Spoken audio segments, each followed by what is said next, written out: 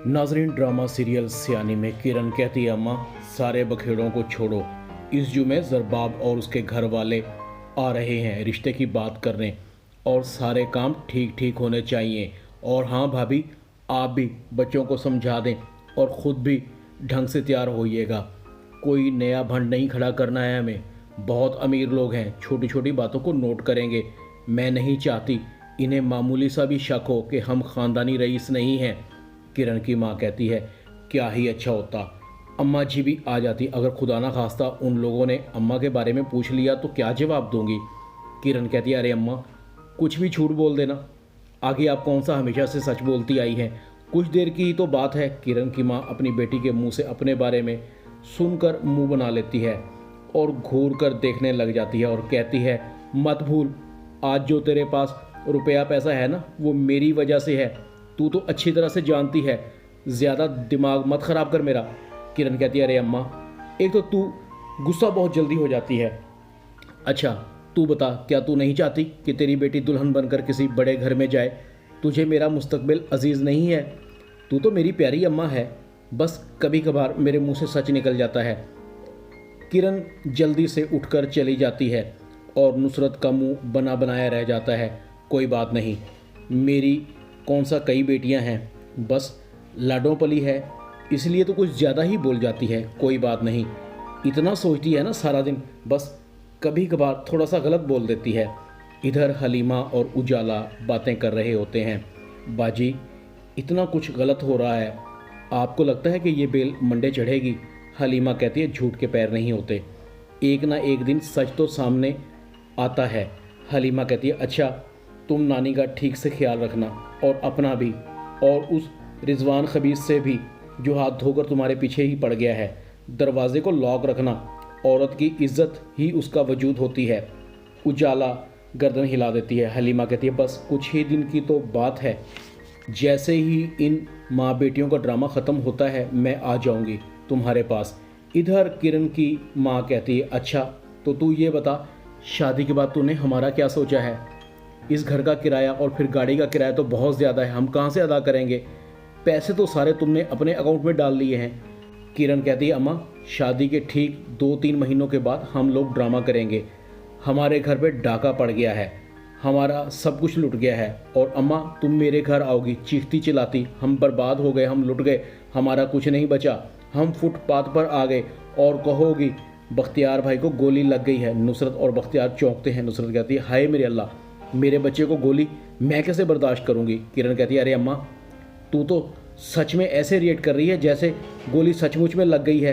कहा ना ड्रामा करना है झूठ मूठ का। बख्तियार कहता है, किरण तुम ये गोली वाला सीन निकाल नहीं सकती? मैं तो ख्वाब में भी अपने आप को गोली लगते नहीं देख सकता। किरण कहती है, एक तो मेरा बुद्धुओं से वास्ता पड़ गया है, आपको सचमुच गोली थोड़ी लगेगी, आपको बस एक्टिंग करनी है, बाकी का काम मेरा होगा। इन लोगों से कैसे पैसे निकलवाने हैं, आखिर तुम्हारा भी तो सेटअप करना है कि नहीं? बख्तियार कहता है, हाँ करना तो है, मगर ज़रा ख्याल से, मैं ज़्यादा दिन ड्रामा कर नहीं पाऊँगा।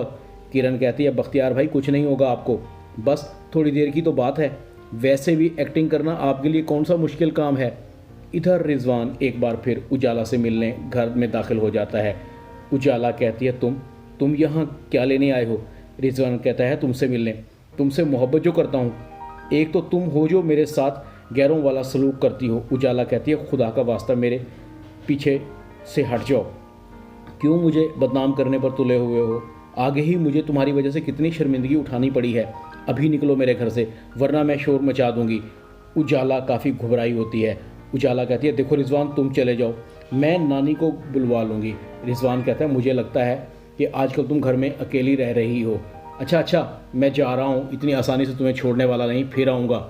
उजाला बहुत परेशान होती है।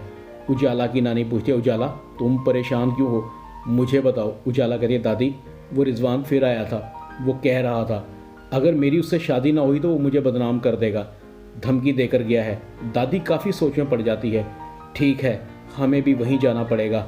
अच्छा तुम फिक्र ना करो, मैं कुछ सोचती हूँ। और दादी भी सबके साथ शिफ्ट होने का फ़ैसला कर लेती है। इधर ज़रबाब के घर वाले मिलने के लिए आ जाते हैं। किरण की सारी फैमिली ही अलग लग रही थी। नुसरत के तो अंदाज ही निराले थे, उसके तो पाँव ज़मीन पर लग ही नहीं रहे थे। किरण आप लोगों का कब से जिक्र कर रही थी, हम भी आपसे मिलने के लिए बहुत बेचैन थे, मगर फाइनल डिसीजन तो बख्तियार ने ही करना है। बस कल ही वापस आया है। खैर से हमारा अपना फैमिली बिजनेस है, बहुत बड़ा कारोबार है, नौकरों चाकरों की तो हमारे घर में कमी नहीं है। खैर से मेरा बेटा बहुत पैसा कमाता है, किसी चीज़ की कमी नहीं है हमारे घर में। क्यों ज़रबाब बेटे? ज़रबाब और किरण की आंखें एक दूसरे में पेवस्त थी। ज़रबाब की खुशी का ठिकाना नहीं था। ज़रबाब की बहन और माँ को सब बनावटी लग रहा था। ज़ुहैब को भी ये लोग पसंद नहीं आ रहे थे। नुसरत कहती अंदर चलें, बाहर क्यों खड़े हैं? ज़रबाब की माँ पूछती है। ज़रबाब बता रहा था किरण की दादी भी आपके साथ रहती हैं, नज़र नहीं आ रही। नुसरत कहती है हाँ हाँ, मेरी माँ की तरह हैं, मैं उनकी बहुत इज्जत करती हूँ, मगर आजकल यहाँ नहीं है, उम्रे पर गई हुई हैं, वरना आपका इस्तकबाल वही करती। इतने में दादी अम्मा और उजाला भी पहुँच जाती हैं। दादी को यूं अचानक सब देखकर बहुत हैरान होते हैं। नुसरत के चेहरे की तो हवाइयाँ उड़ जाती हैं। अरे अम्मा जी आप आ गई, आपने तो इतला भी नहीं दी। ये सरप्राइज़ देने की आपकी पुरानी आदत है, पता नहीं कब जाएगी। ये किरण के रिश्ते वाले हैं, आपको बताया था ना, बस इन लोगों की ज़िद की वजह से ये जल्दी आ गए। अगर आपके आने का पता होता तो 1-2 दिन आगे पीछे कर लेते। चलें अंदर चलें, आप काफ़ी थकी थकी लग रही हैं। ज़रबाब की माँ मिलने की कोशिश करती है, मगर नुसरत इतनी तेज़ी से अम्मा को लेकर जाती है कि ज़रबाब की माँ हैरान हो जाती है। ज़रबाब की माँ सोच रही थी, पता नहीं ज़रबाब ने हमें कहाँ लाकर फंसा दिया है। ना ख़ानदान का अता पता, ना जान पहचान, आखिर कौन हैं ये लोग, इनका हसब नसब क्या है? नुसरत को समझ आ जाती है कि ज़रबाब की माँ कुछ सोच रही है। फ़ौरन कहती है हलीमा खाने को लाओ भाई, मेहमान आए हैं, क्या भूखे ही रहेंगे? ज़रबाब बेटे तुम तो मेरे पास आकर बैठो, हमें तो आपका बेटा बहुत पसंद है जी। किरण ने बहुत तारीफ़ की है, मैंने तो अपनी बेटी की किसी फरमाइश से कभी इनकार नहीं किया। क्या करूं भी कैसे, बहुत लाडों से पाला है इसे। बस यही दुआ करती हूँ किसी खाते पीते घर में इसकी शादी हो जाए ताकि इसके मन की मुराद पूरी हो सके। किरण माँ को घूरती है, जैसे दिल ही दिल में कह रही हो चुप हो जा माँ, तेरी ओवर एक्टिंग मरवा देगी। सब लोग वापस जाने की तैयारी करते हैं। ज़रबाब की माँ कहती है हमें सब कुछ पसंद आ गया, बस थोड़ा सा मशवरा कर लें। नुसरत का मुंह बन जाता है, जैसे दिल ही दिल में कह रही हो इन्हें कहीं हमारी औकात का तो पता नहीं चल गया। घर जाकर ज़रबाब की माँ कहती है हमें तो ये लोग फ्रॉड लग रहे थे, मुझे तो ये लोग किसी भी तरह ख़ानदानी नहीं लगे। ज़ुहैब भी यही कहता है, मुझे तो खुद ये लोग अच्छे नहीं लगे।